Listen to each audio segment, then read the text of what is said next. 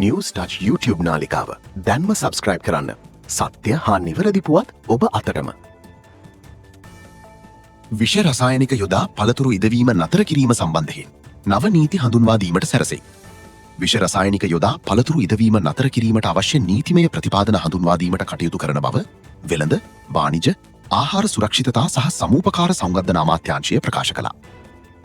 විවිධ රසායනික යොදා අවිධිමත් ලෙස පළතුරු ඉදවා වෙළඳ පොලේ අලෙවි කිරීම සම්බන්ධයෙන් පාරිභෝගික කටයුතු පිළිබඳ අධිකාරියට දිගින් දිගටම පැමිණිලි ලැබීමත් සමගයි.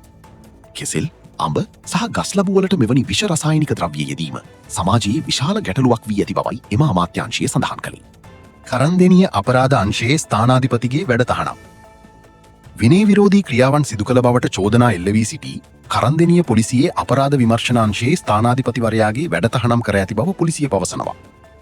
සහකාර පොලිස් අධිකාරීවරයෙකු ඇතුළු පොලිස් නිලධාරීන් කණ්ඩායමක් මනුෂ්‍ය ඝාතනයක් සිදු කළ බවට අසත්‍ය චෝදනා නගා එම පොලිස් කණ්ඩායම වරදකරුවන් කිරීමට උත්සාහ කිරීම, පොලිසියේ කීර්තිනාමයට හානිවන අයුරින් ඡායාරූප, වීඩියෝ දර්ශන සමාජ මාධ්‍ය ඔස්සේ පළ කිරීම මොහුට එරෙහිව එල්ල වී ඇති චෝදනායි.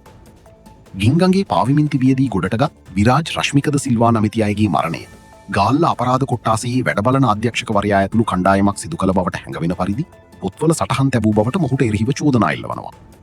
මේ අතර එම මරණය සම්බන්ධයෙන් පැවැත්වෙන නඩු විභාගයේ ගුණුව අධිකරණ සේපුවේ තැන්පත් කරන ලෙස බද්දේගම මහිස්ත්‍රාත් සනත් නානායක්කාර ඊයෙන් යෝග කළා. අපරාධ පරීක්ෂණ දෙපාර්තමේන්තුව අධිකරණයට කරුණු ඉදිරිපත් කළ අවස්ථාවේදී සංවිධානාත්මක අපරාධකරුවෙකු වන ලොකු පැටි නැමැත්තාගේ ප්‍රධාන වෙඩික්කරුගේ බවට හඳුනාගෙන ඇති මෙම පුද්ගලයාගේ මලසිරුර ගින්ගඟේ පාවිමින් තිබියදී සොයාගනු ලැබුවේ පසුගිය ජුනි 23 වෙනිදායි. පාසල් යන්න බස් රථයට ගොඩවෙන්න ගොසින් සිහින අතර ගිය පුංචි මල් කැකුලි. දික්වෙල්ල මාතර කතරගම ප්‍රධාන මාර්ගයේ ගොඩ උඩ ලුණු කලපුව හන්දියේදී මගී ප්‍රවාහන පුද්ගලික බස් රථයකට යටවීමෙන් 6 හැවිරිදි මල් කැකුලක් මිය ගොස් ඇතැයි දික්වැල්ල පොලිසිය පවසනවා.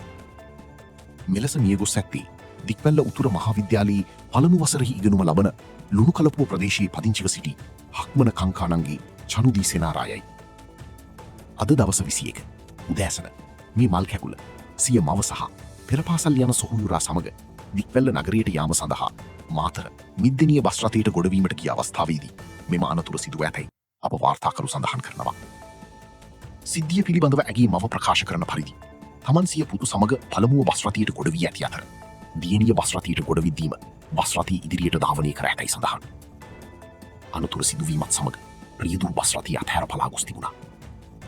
සිද්ධිය සම්බන්ධයෙන් දික්වැල්ල හදිසි මරණ පරීක්ෂක ජයන්ත සමරසිංහ පැමිණ විමර්ශන සිදු කිරීමෙන් පසු මෘත ශරීරය පශ්චාත් මරණ පරීක්ෂණය සඳහා මාතර රෝහලට රැගෙන යන ලෙස පොලිසියට නියෝග කර තිබෙනවා.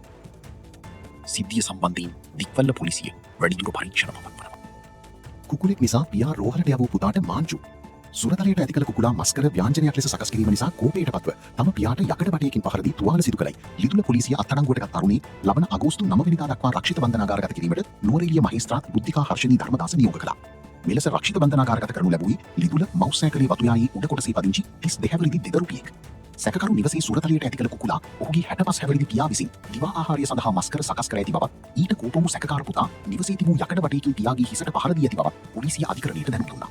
තුවාල ලැබූ පියාගේ තත්ත්වය බරපතල බවත් සිද්ධිය සම්බන්ධයෙන් වැඩිදුර පරීක්ෂණ පවත්වන බවත් ලිදුල පොලිසිය අධිකරණයට දැනුම් දුන්නා. පහර දීමෙන් බරපතල තුවාල ලැබූ පියා ලිදුල ප්‍රාදේශීය රෝහලට ඇතුළත් කිරීමෙන් පසු වැඩිදුර ප්‍රතිකාර සඳහා නුවරඑළිය දිස්ත්‍රික් මහ රෝහල වෙත මාරු කර යවා ඇතැයි තොරතුරු හෙළිවුණා. අලුත්ම පුවත් තොරතුරු සමගින් අපි නැවතත් හමු වෙමු. අපව විශ්වාස කර අප සමග රැඳී සිටි ඔබට ස්තුතියි. තවදුරටත් අපගේ පුවත් සේවාව සමග සම්බන්ධ වීමට සබ්ස්ක්‍රයිබ් කර බෙල් අයිකන් එක ක්ලික් කරන්න.